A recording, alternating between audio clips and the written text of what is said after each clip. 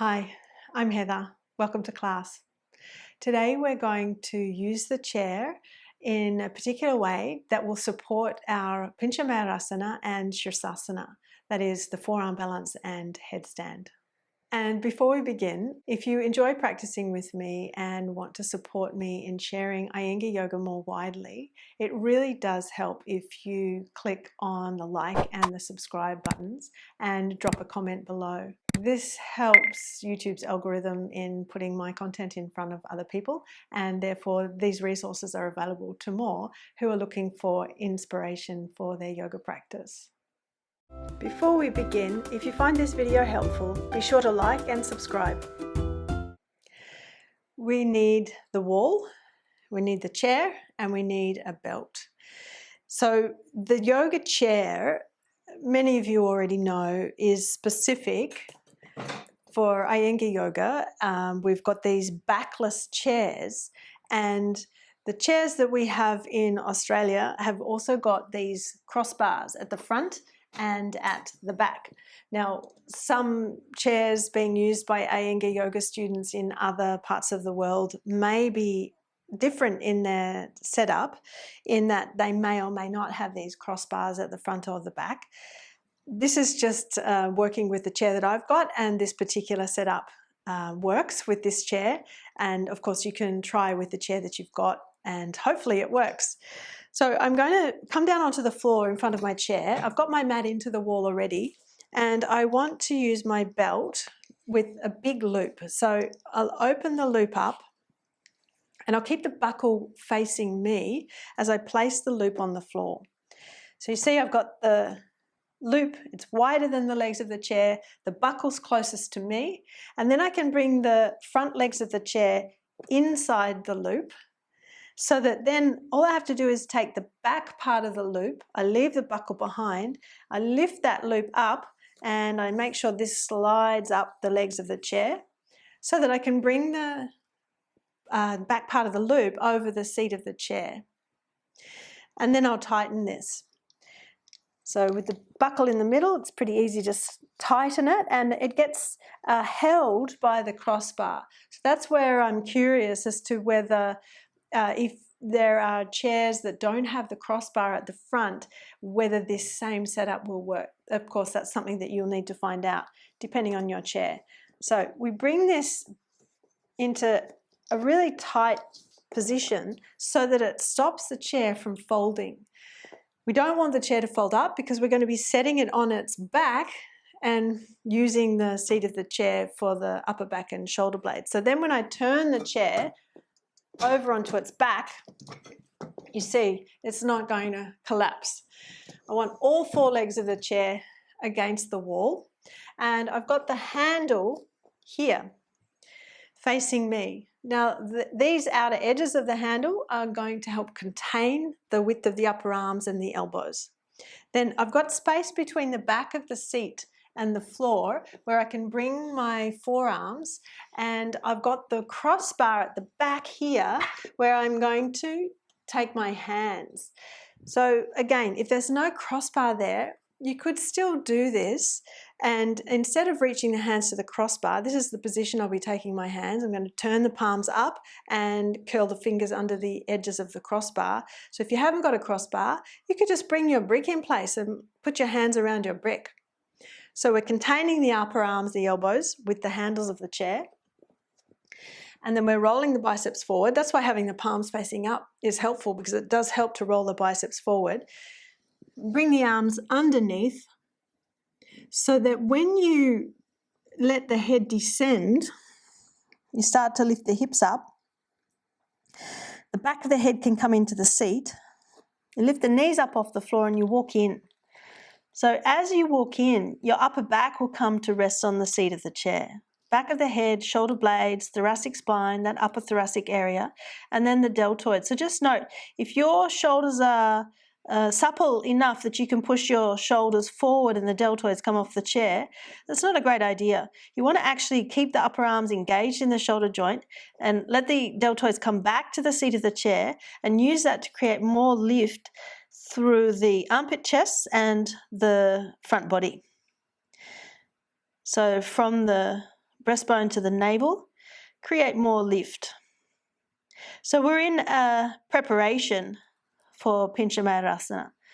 We're keeping the feet on the floor, and this can be practiced in and of itself, but we can also then kick the legs up for our full pose. Now, you'll note the chair is a fair distance from the wall, or it pushes us forward a fair distance from the wall. So kicking up to find the wall, you might need a stronger kick. So we bend one leg, we use our swift exhalation to propel ourselves up. So we inhale, exhale, and you might go for the wall, find the wall with your heels, reach back, whether you've got feet apart or legs together, but again, bring those deltoids back to the seat of the chair, and don't collapse your head down to the floor. The head's well off the floor for this pose. Then the chair might actually create some stability for you, enough that you can practice a free balance. So just start with one leg up, bring the weight forward, engage the abdominals, and then see if you can just take that foot off. So maybe the toes are just pressing lightly on the wall, and perhaps you can bring that foot off and match the inner feet, ankle bones, big toe bones together. Go on drawing the tailbone up and breathe smoothly. And then when you wish to come down, one leg at a time. So one leg can cantilever back to the wall so that you can control your descent. Slowly come down, and we'll come down to rest. So when you rest, big toes touching, knees apart, and you can cross your forearms to rest your forehead on your forearms.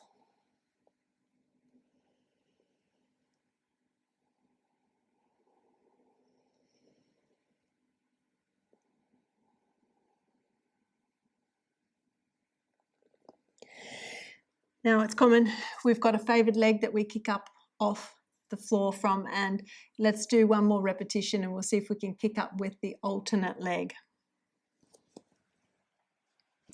So again, we bring the arms under and back of the head to the seat as you walk in, deltoids to the seat. Can you remember which leg you kicked off? Most likely your favoured. So then we'll go with the alternate leg. Give yourself at least 3 attempts and use a swift exhalation to help with the effort of kicking up. Deep inhale, exhale. So again, you might want to find the wall. The hips have to move back, and then perhaps you can go straight into your free balance there. It's not quite a free balance because we've got the chair, but you know what I mean. We've got the legs free balancing off the wall, or use the wall if you need to. Tailbone lifting, inner legs together, inner feet together, and lift the inner feet up. So you're pressing the inner feet up towards the ceiling, peeling the outer feet down towards the outer hips. Then with your alternate leg, can you come down? So one leg cantilevers back towards the wall, the alternate leg comes down, and you come all the way to rest. And again, you can cross the forearms and rest the forehead down.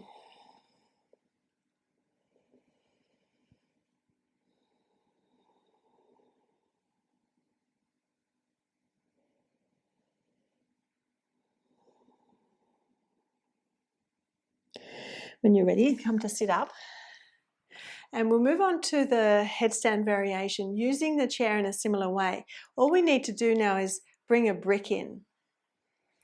I've got a brick, and we just need to loosen this belt enough that we can slide the brick between the seat and the belt. Then the top of the brick sits flush with the top of the seat, and we need to tighten the belt again so that the brick doesn't slip. So make sure the brick is in the middle of the seat, and as I said, it's flush with the top of the seat. Now this is going to support your thoracic spine between the shoulder blades for headstand. That's an area that can tend to drop, collapse, and this is just a reminder for that area to lift up. Now, sometimes I find students who struggle to free balance, they often use the wall. They can actually free balance here because of this support. So it helps to encourage more engagement with this mid-body, the abdominal region. So as we set up, again, the handles of the chair are going to be containing the width of the arms, the width of the elbows. So we do our classic headstand position, the fingers zipped all the way up to the webbing, the thumbs in contact and the wrists securely pressing into the floor, and then the head will nestle down between the heels of the hands. So as I said, the elbows are contained. And then the crown comes down.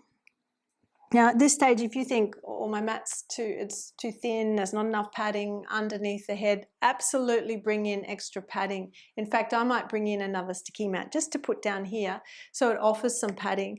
My preference is to use the sticky mat, not a blanket. If you want a blanket, put it underneath your sticky mat so you've got the stickiness of your mat for the forearms to stick onto. I've got another sticky mat and I've got it folded in half, and I'll bring it in underneath the chair handle. So it comes right up to the handle, and it's the same platform there for the whole length of the forearm, the wrist and the hand, as well as the head. So then when I bring the arms into place, the elbows are contained within the handles and the fingers can zip all the way to the webbing.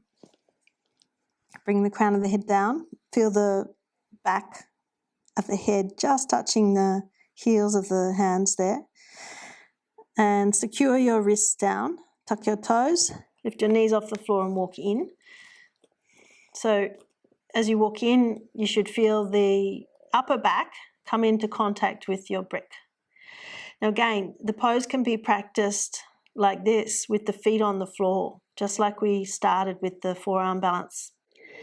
But if you want to take it further, you can take one leg up and follow with the other leg. Now, because we're away from the wall, you might want to spring up, spring a little bit off that leg, and perhaps you can reach the wall with one heel. If you are going to rely on the wall with your feet coming back, just watch that your back isn't arching too much. Can you press your hips forward? And perhaps you need to have a slight bend in the knees. So then your feet can potentially be flat on the wall and you're pressing your hips forward to take any excess curvature out of the lower back. Tailbone lifts up, but if you're wanting to explore free balancing, then you can take one leg up and find your balance as you take the other foot off the wall. And so as I said, you've got the brick supporting the lift of the thoracic region, and this can be really good for those of us who tend to collapse in one shoulder, drop one side of the back. Perhaps we've got a scoliosis and that shows up in our headstand. This can help to straighten things up somewhat.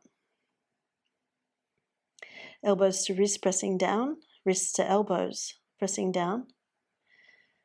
And the thumb side of the wrist rolling in towards the head.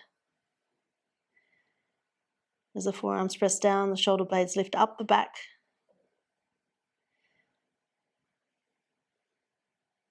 The thighs press back and the buttocks press forward as you lift your tailbone up. As you bring those inner legs together, there's a subtle action of rolling inner thighs back and bringing inner feet together.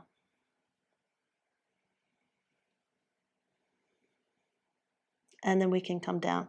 So again, you can do a slight scissor kick with the legs. One leg reaches back towards the wall as the other reaches forward and down, and that just slows your descent down.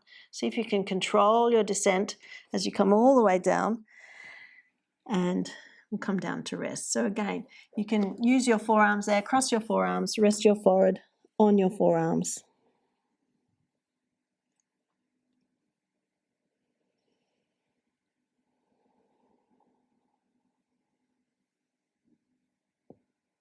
And when you're ready, you can come to sit up.